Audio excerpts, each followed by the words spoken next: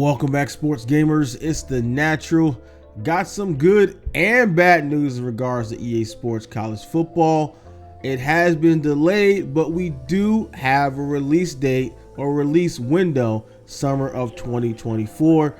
Recently, Daryl Halt spoke with ESPN.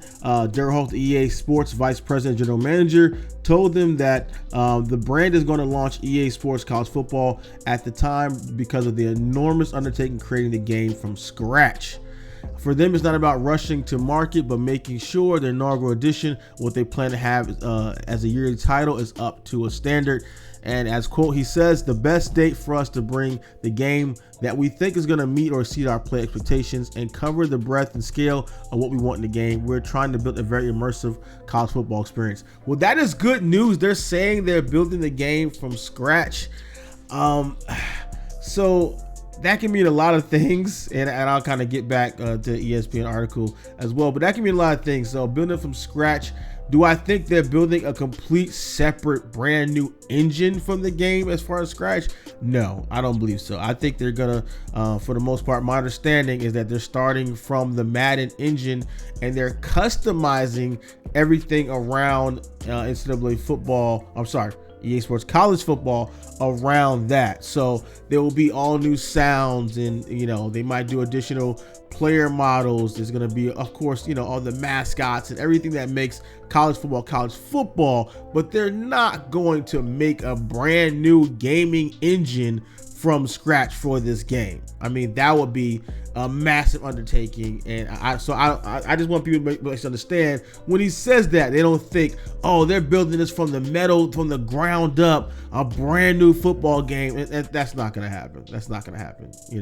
So from scratch meaning a lot of the assets and a lot of the things that make the game different from Madden, the playbooks, a lot of other things. So let's continue on. Holt said the rumored potential earlier dates of release were conjecture and release had not been delayed. He said they really never had one. He said there's a lot they want to work to the game. They had to start from square one.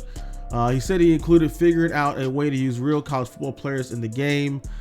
This is a change from when the brand announced the game was returning in February 2021, and that the inner workings of the name, image, and likeness NIL deal were being worked out in the college athletics landscape. Back then, there were some unknowns about NIL, but that has opened up avenues for college football players to make name on their name and likeness. So EA Source told ESPN that players will be compensated if they are in the game, which is great. I've been talking about that for a while.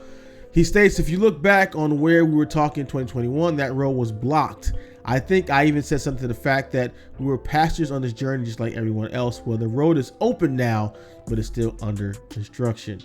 Holt said there are still issues they are working through with securing college football players for use in the game, but our intent is to work towards that and find a meaningful way to include them in the game.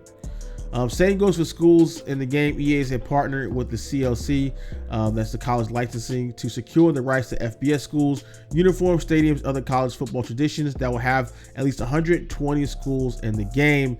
Holt stated that a host of FBS schools committed, although he would not say which of the 131 FBS schools have not yet signed on. Holt would not say whether Notre Dame, which had said soon, but announcement was made that they're in the game or not. Holt did not say what happened if FBS school does not commit to being in the game. They might just be left out there. So the game has secured the rights to all 10 FBS conferences and the college football playoffs. He stated, we expect more will join, but we only commit to what we have got in the hopper right now. We'll have more information to share as we move forward along this evolving landscape. We'll put out as many schools as we possible in the game. He would not say whether or not FCS schools, HBCUs, will be included. We know that's been blowing up with Jackson State and Deion Sanders over there. HBCUs taking more of a forefront, but it would be cool to have him in the game.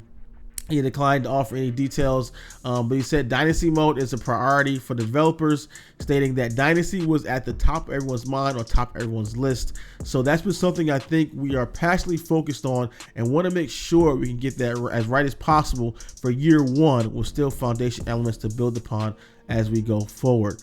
The game will be the first college football game produced by EA since NCAA Football 14, with former Michigan quarterback Denard Robinson, who now serves the Wolverines, assistant director of player personnel, was on the cover. So that is the news. That is the update. A lot there, a lot to unpack.